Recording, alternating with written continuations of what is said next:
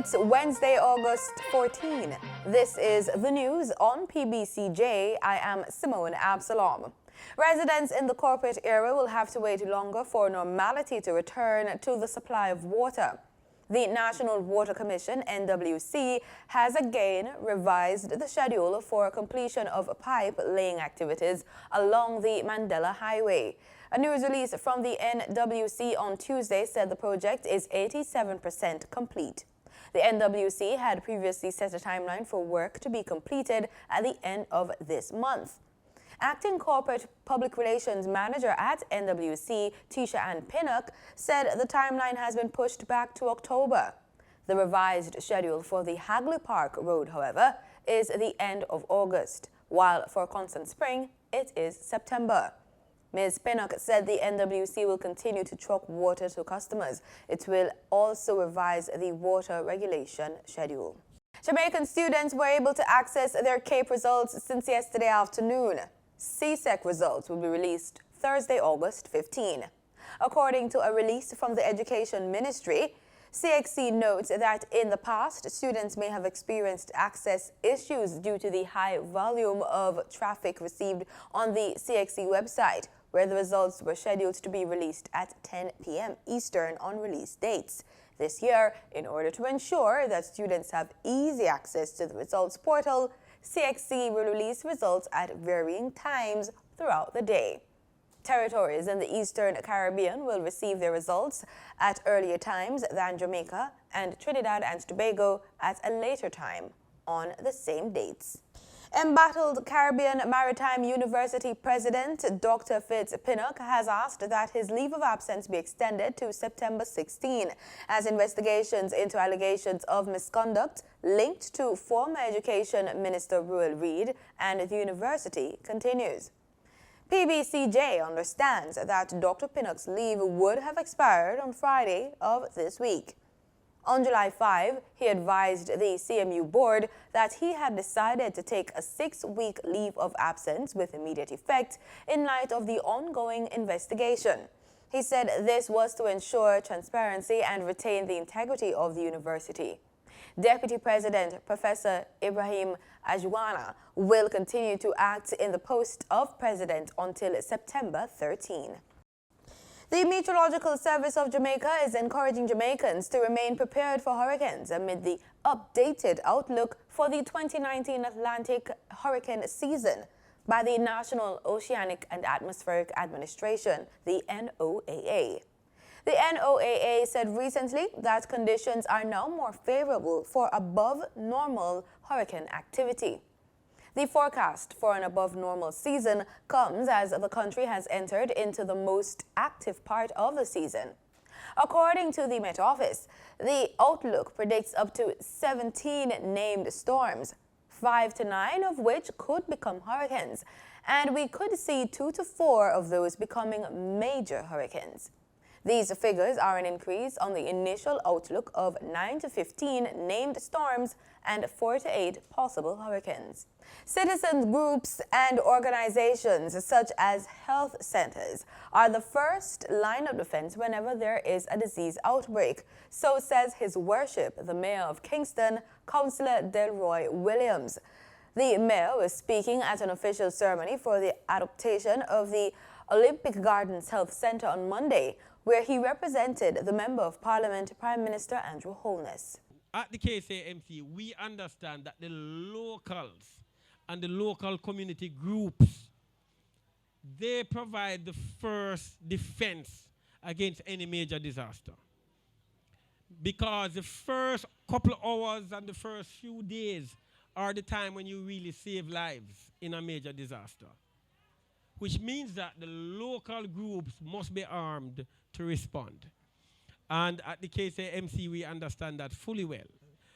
And it's the same thing in this era of public health, that the local, the robustness, for want of a better word, and the preparedness of the local groupings, we should include the health clinics, the community health clinics, that they would provide the first bulwark against any major outbreak, and they provide an institution of protection against major outbreaks.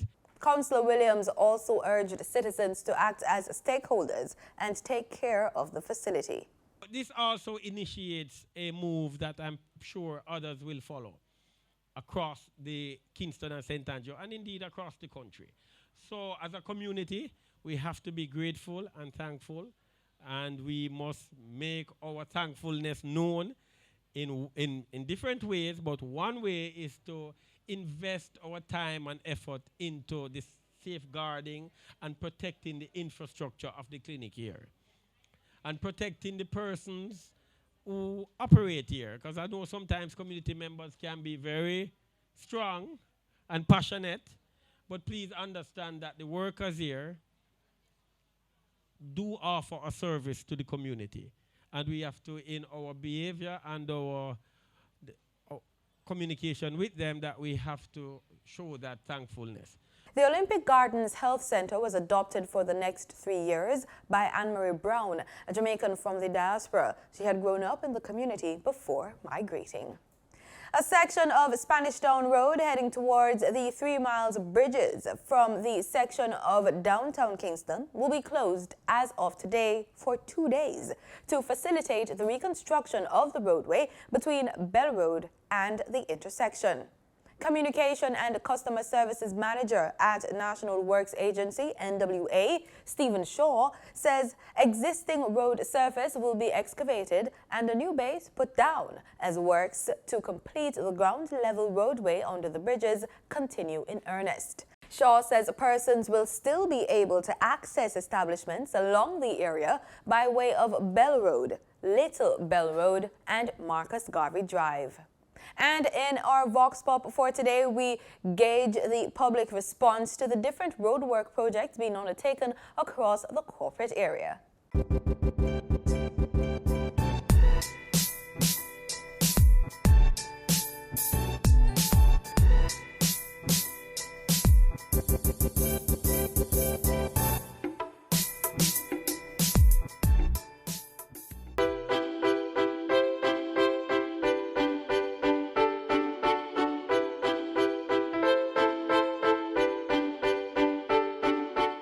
Good and bad. Well, we all need good road, yes, and new things, new upliftment things, place to build up and fix up. But it has stopped certain people business, so it's good and bad. When them done, when them finish, it go bring good things and it look good, yes, but for now, it do bad. Well, yes and no. Because it creates havoc, and it is, in a sense, it's good and it's bad. Because if trying to get to work early, you have to get up like from about 5 or 4 just to beat the traffic, to reach a working time. And then another thing, he could start like do some road work, like probably with less traffic, and then take it to the next part, which would be better. No, I don't think it's a good idea. Meaning the place is too congested with the traffic, with the dust.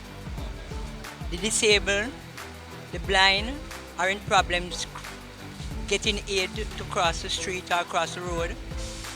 Just the other day, I hear a lady make a complaint on the TV that they dump some dirt high above a home, and children are playing it and tumble down the dirt.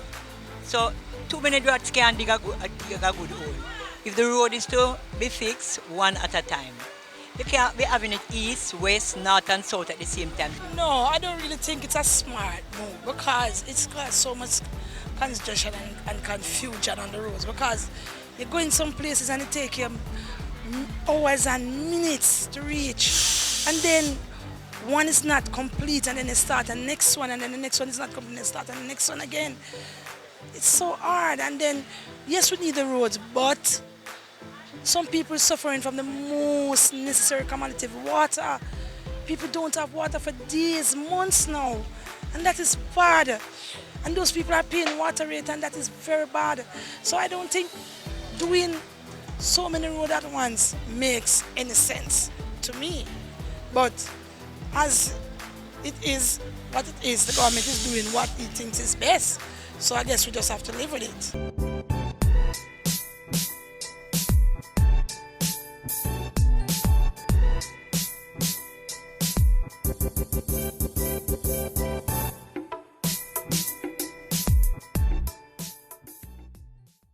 The Child Protection and Family Services Agency, in partnership with the United States Agency for International Development, USAID, and the United Nations Children's Fund, will host the 4th Biennial National Children's Summit on Thursday, August 15, from 9 a.m. to 4 p.m. More than 1,200 children from state institutions and student-based organizations are expected to participate in the summit, which will be held under the theme Empowering Children, Uplifting Jamaica, at the Jamaica Conference Center in downtown Kingston. The U.S. dollar on Tuesday, August 13, ended trading at Jamaican $135.49, up by 7 cents. That's according to the Bank of Jamaica's daily foreign exchange trading summary. The summary also notes the Canadian dollar ended trading at Jamaican $102.41, up from $102.05. While the British pound sterling ended trading at Jamaican $162.16, down from $163.44. In regional news, Marlene MacDonald has been removed as the deputy leader of Trinidad's ruling party, the People's National Movement, the PNM. The move comes less than 24 hours after the former public administration minister was slapped with fraud-related charges. Prime Minister Dr. Keith Rowley announced her dismissal on Tuesday in a one-sentence post on Facebook. We get the details in this TV6 News report. Age 61 has been granted surety bail in the sum of $2 million for 7 charges, including 2 for conspiracy to defraud the state. Her partner Michael Carew, 74, has been given $500,000 bail for a total of 8 charges. Edgar Zephyrin, age 75, is out on $1 million bail for 28 charges, 27 for money laundering and 1 for conspiracy. Victor McEachran, 65, has been granted $400,000 bail for 5 charges. Wayne Anthony, 66, has gotten $100,000 bail, having been charged with only 1 offense. The attorneys representing the 5 accused stated that none of them had prior convictions and some were suffering from ailments like hypertension and cancer. While noting the seriousness of the allegations, Director of Public Prosecution Roger Gasper did not object to bail. The allegations stem from checks amounting to millions of dollars, which went to both the Caliber Foundation under Carew and the Provident Foundation for Development, to which Zephyrin is affiliated. The allegations are that MacDonald approved the funds, and in addition, all of the accused received money knowing or having reasonable grounds to suspect that it was criminal property and constituted criminal conduct in the form of conspiracy to defraud the government. Still in Trinidad and Tobago, prison officers are on high alert after threats to kill 2 of them began circulating on social media. National Security Minister Stuart Young says all security forces are on high alert and are working together to ensure the safety of prison officers. Here's the full story in this TT News report from Trinidad. This advisory comes after several threats began circulating via the WhatsApp medium, indicating a plot to kill any 2 officers. Now, according to Mr. Wilson, all security agencies are on high alert and directives are in place, especially for officers who live in what are deemed high-risk areas. It was only yesterday evening the 51-year-old wife of a prison officer was killed mere moments after she arrived at her home in Malabar. Police investigators said the motive was yet to be determined. And National Security Minister Stuart Young says he remains fully committed to ensuring the safety of the nation's prison officers. His assurance comes in light of alleged threats made against the lives of 2 prison officers in a voice note circulating on social media. In a release on Tuesday, Minister Young said law enforcement and intelligence agencies are on high alert to maintain the security of the officers. The minister thanked all of the prison officers for their continued dedication to country, even with the existing challenges.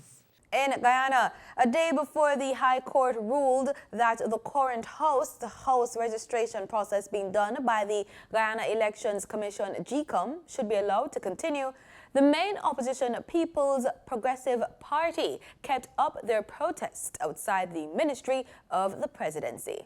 PPP supporters called for elections to be called in keeping with the Caribbean Court of Justice ruling that the no-confidence motion passed against the government last December was valid and general and regional elections should be held.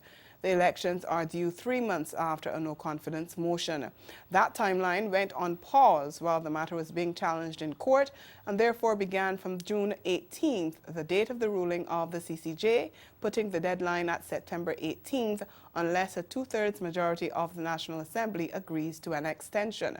Wednesday's ruling by Acting Chief Justice Roxanne George Wiltshire will determine whether GCOM can continue with the house-to-house registration that it says is necessary to create a clean voters list. The opposition's presidential candidate, Irfan Ali, said the protests will continue until elections are held. It's another day in Guyana, another day without elections, another day in breach of the Constitution, another day against democracy, another day against the rule of the law. So, as far as we're concerned, we have to be out here every single day until this government understand that they must adhere to the Constitution, they must adhere to the CCJ orders, and elections must be called. The meeting between the president and the leader of the opposition has nothing to do with the president executing his responsibility. And part of his responsibility is that he must dissolve Parliament now. He must dissolve Parliament now and call a date for elections.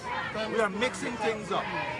Outside of what is taking place in the court, as the CCJ would have ruled and the Constitution says clearly, the president has a number of responsibility.